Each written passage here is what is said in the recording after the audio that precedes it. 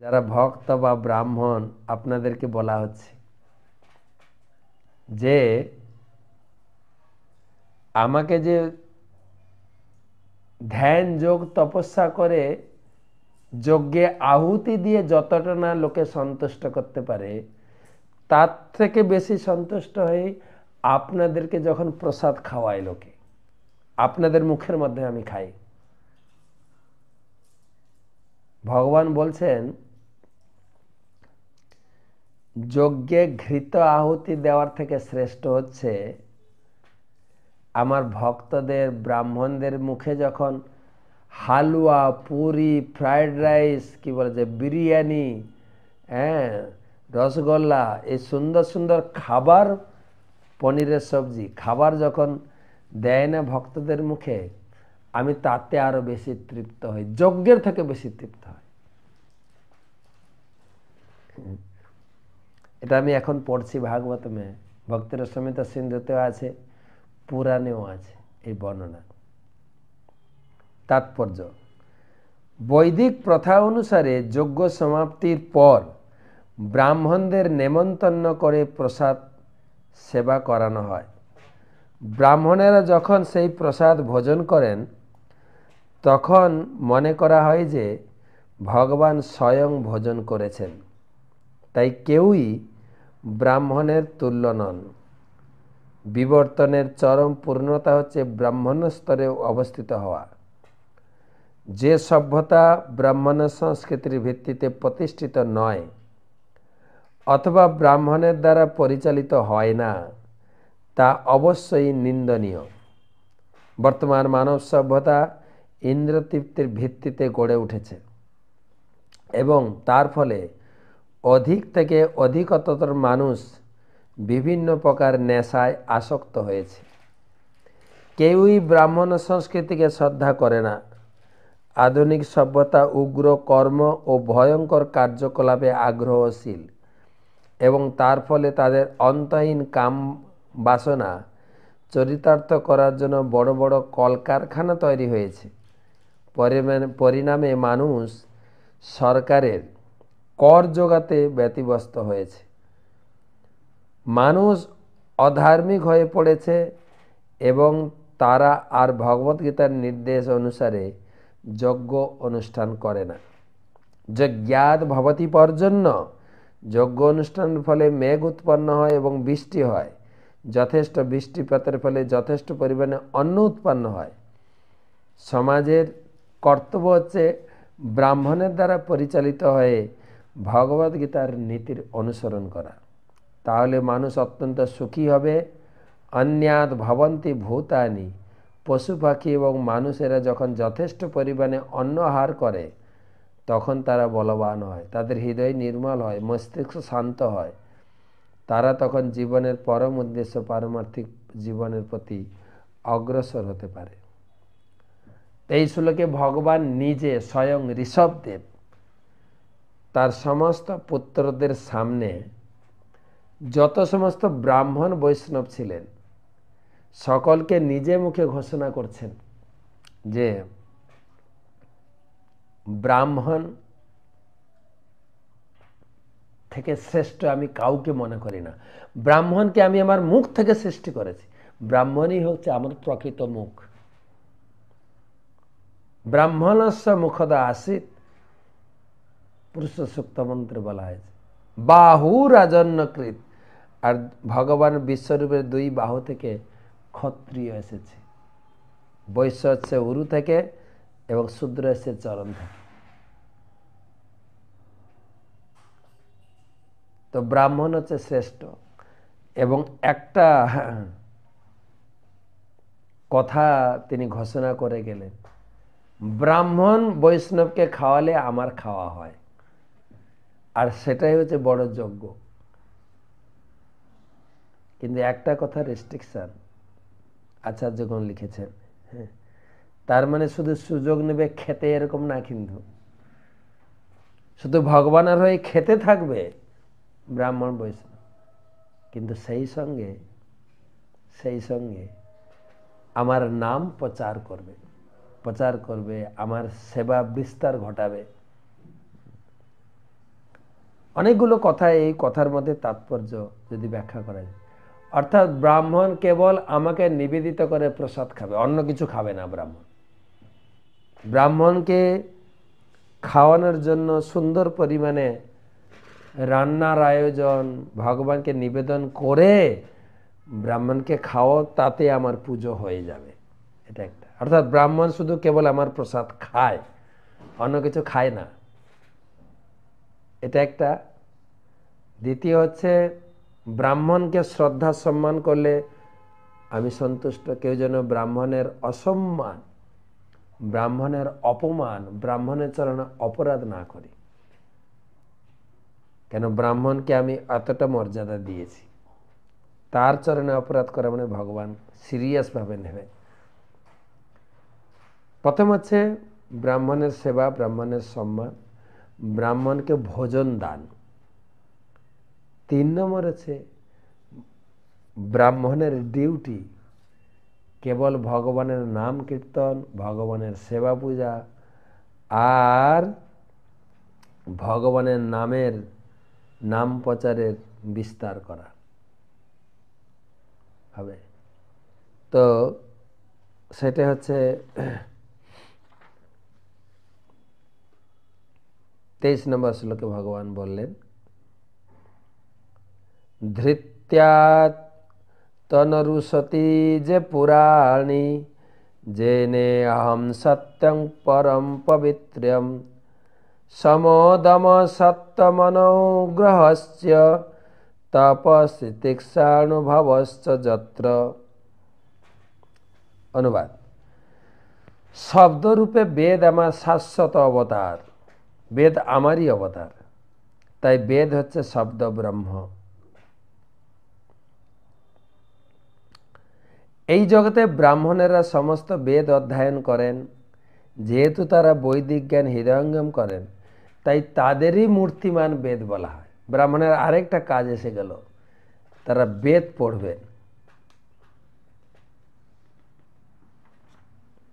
এর পরে পরে বলবেন, আমি তো প্রথমে সেট করে দিলাম ব্রাহ্মণকে খাওয়ালে আমার পূজা অর্চনা হয়ে যায়। এবার ব্রাহ্মণ কারা, কারা সেই স্তরে অধিষ্ঠিত, কাদেরকে তুমি খাওয়াবে?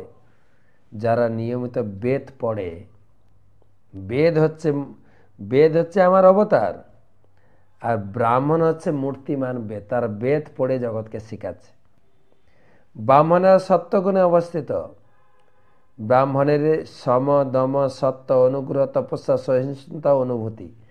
আর গীতাতে ভগবান আরেকটি যোগ করেছেন, সরলতা। ব্রাহ্মণের 9টা গুণ, সম দম সত্য শৌচ। ব্রাহ্মণ মন সংযম করবে, ব্রাহ্মণ ইন্দ্রিয় সংযম। সাধারণ লোক যা খায়, সাধারণ লোক যা করে, ব্রাহ্মণ করতে পারবে না। বারে বারে গীতা ভাগবতে বলা হয়েছে। সত্য, সত্যের সন্ধানে সত্যব্রত এবং সত্য পথে চলা। অনুগ্রহ, করুণা করা জগতের প্রতি। তপস্যা, সহিষ্ণুতা এবং ঈশ্বর অনুভব, হৃদয়ে ঈশ্বরের অনুভূতি এবং আর্জবম, সরলতা। এই গুণের দ্বারা গুণান্বিত।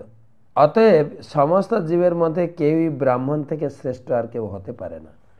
জগতে যত জীব আছে, ব্রাহ্মণ হচ্ছেন শ্রেষ্ঠ। এটি হচ্ছে ব্রাহ্মণের যথার্থ বর্ণনা। ব্রাহ্মণ হচ্ছেন তিনি যিনি মন ও ইন্দ্রিয় সংযমের দ্বারা বৈদিক সিদ্ধান্ত হৃদয়ঙ্গম করেছেন। তিনি সমস্ত বেদের সত্যবাণী প্রচার করেন। সত্যবাণী মানে ভাগবত বাণী। কেবল হরি পূজা ব্রাহ্মণ কাজ মহাপ্রভু দিয়েছেন। হরি পূজা, হরি নাম কীর্তন এবং হরি শিক্ষা অধ্যয়ন এবং হরি শিক্ষার প্রচার। হরি সেই কথা প্রতিপন্ন করে ভগবদ গীতায় 15 অধ্যায়ে 15 অধ্যায়ে 15 শ্লোকে বলা হয়েছে, বেদৈশ্চ সর্বৈ অহমেব বেদ্য। বেদ অধ্যয়ন করার দ্বারা ভগবান শ্রীকৃষ্ণের চিন্ময় স্বরূপ হৃদয়ঙ্গম করা। ব্রাহ্মণের একটা মহান কাজ হচ্ছে বেদ পড়বেন, বেদের যে প্রতিপাদ্য বিষয় হরি পূজা, হরি পূজায় নিজেকে মনোনিবেশ করবেন। এখন তো বর্তমান মানে হরি আর দেবদেবীর মধ্যে পার্থক্যই জানেন না, কি বেদ পড়েন তারা। ব্রাহ্মণ মানে ভগবান বলতে চাইছেন যারা বেদ পড়েছেন, বেদের ব্রহ্মকে উপলব্ধি করেছেন, অনুভব করেছেন, তিনি ব্রাহ্মণ। বেদের সারমর্ম যিনি হৃদয়ঙ্গম করেছেন, তিনি বেদের সত্য কথাকে তিনি প্রচার করতে পারেন। বেদ পড়ে অনুভব হয়নি, সুতরাং একটু পাড়া গ্রামে গিয়ে একটু দেবদেবীর পূজা করে, দেবদেবী পূজা করবেন, অবশ্যই করবেন। দেবদেবী ব্রহ্ম নন, দেবদেবী ভগবান নন, দেবদেবী হচ্ছেন ব্রহ্মের অংশ। সেই উপলব্ধিটাকে ব্রাহ্মণকে করতে হবে, তবেই ব্রাহ্মণকে এত বড় সম্মান দেওয়া আছে। তিনি জড়জগতের তিতাব দুঃখে জর্জরিত বদ্ধ জীবেদের প্রতি করুণা পরায়ণ। কারো বাড়িতে সুখ দুঃখ, তাদেরকে হরি পূজা করিয়ে, হরির সঙ্গে লিঙ্ক করিয়ে, কেন হরি হচ্ছে আনন্দময় পুরুষ। যতক্ষণ না আমরা হরির সঙ্গে নিজেকে যুক্ত না করছি, ততক্ষণ আনন্দের আশা করি কি করে? আর সেটা করাবেন ব্রাহ্মণ। ব্রাহ্মণ বেদ পড়েছেন, গীতা ভাগবতম পড়েছেন, তিনি জানেন। আর বর্তমান ব্রাহ্মণ তো হরি থেকে বিমুখ।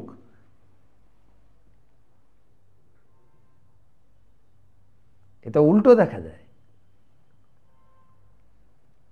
তো সেজন্য এখানে বলছেন তিনি জানেন যে কৃষ্ণ ভক্তের অভাবের ফলে তাদের জীবনে দুঃখ দুর্দশা, তাই তিনি তাদের কৃষ্ণ ভক্তি দান করে আনন্দের স্তরে উন্নীত করেন। বেদে বলা হয়েছে ঈশাবাস্য ইদম সর্বম যৎ কিঞ্চ জগতাং জগৎ তেন তক্তেন ভুঞ্জিতা মা গৃধ কস্য সিদ্ধন। ভগবান সবকিছুর মালিক, ভগবান তিনি হচ্ছেন পূর্ণ। ওম পূর্ণমদ পূর্ণমিদম পূর্ণাৎ পূর্ণমুদচ্যতে পূর্ণস্য পূর্ণমাদায় পূর্ণমেবা অবশিষ্যতে। তিনি পূর্ণ, পূর্ণ ব্রহ্ম, পূর্ণ আনন্দের অধিকারী। তার সঙ্গে আমরা যুক্ত হলে আমরাও আনন্দের অংশীদারি হব, সেটা ব্রাহ্মণ বৈষ্ণব জানেন। তাই তিনি সকলকে এই ভগবানের সঙ্গে যুক্ত করবেন। এটা হচ্ছে ব্রাহ্মণ কাজ। সেই ব্রাহ্মণকে খাওয়ালে তোমার কাজ হবে।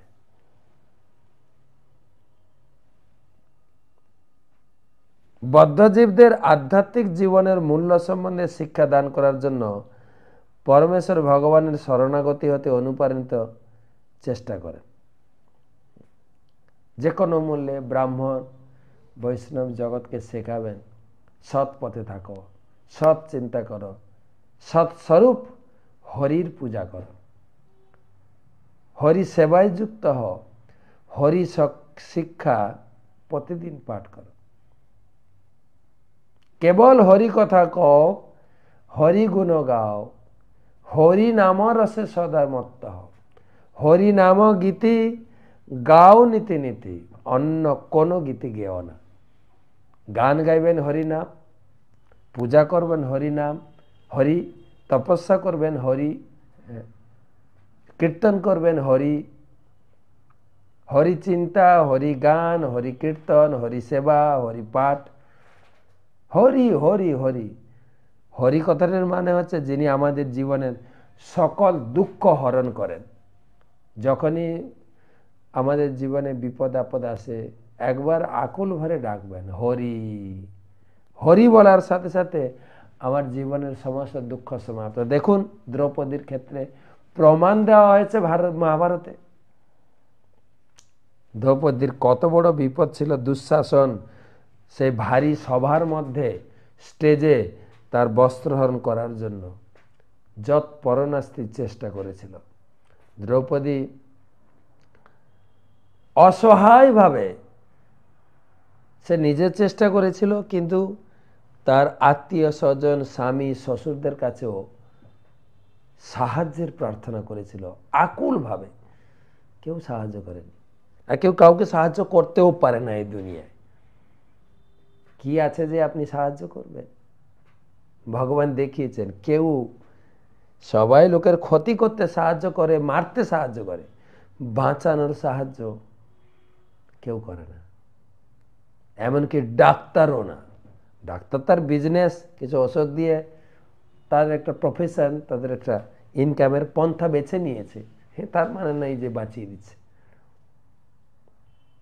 লোকে মনে করে ডাক্তার বাঁচাচ্ছে, আর ডাক্তার সেটারই সুযোগ নিয়ে লোকের কাছ থেকে টাকা আদায় করছে। কিন্তু তারা সুচারুভাবে ঠিক ওটিতে ঢুকানোর আগে বন্ড সই করে, মরে গেলে আমাদের দোষ না, ওই ঠাকুরের দোষ, বেঁচে গেলে আমাদের টাকা দিতে হবে, ব্যাস।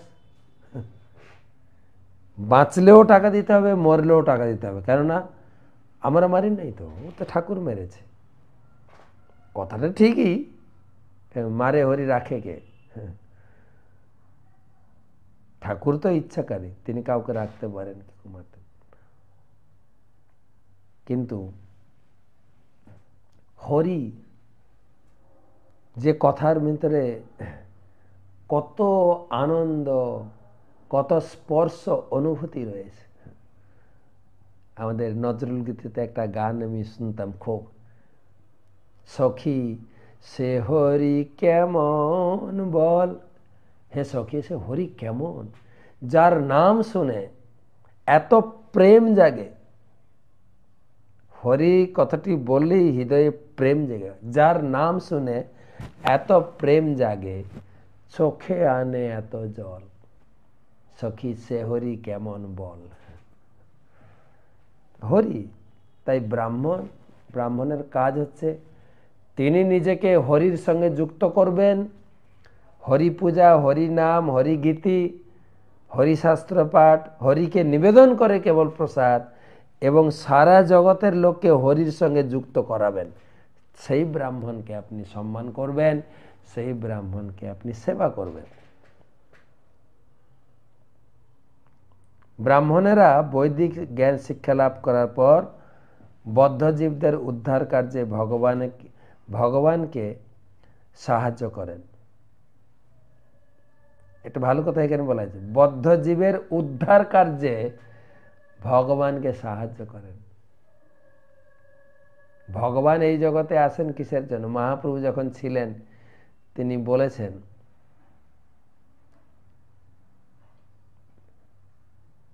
ভারী বোঝা লইয়া এলাম জগতে বেচিতে।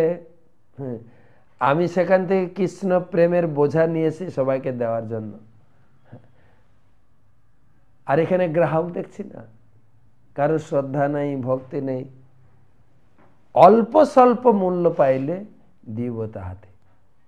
কারোর ভিতরে একটু শ্রদ্ধা দেখি, তাকে এই কলিযুগে কৃষ্ণ প্রেম দিয়ে দেব।